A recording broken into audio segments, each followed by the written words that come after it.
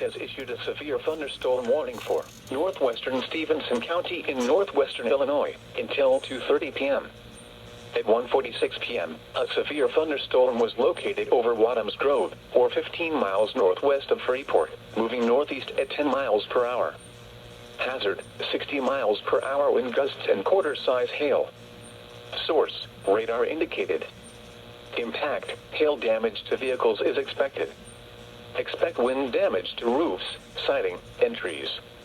Locations impacted include Lena, Winslow, Wadham's Grove, and Lake Lackawanna State Park.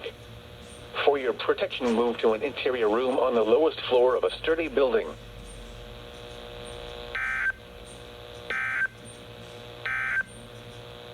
This is NOAA's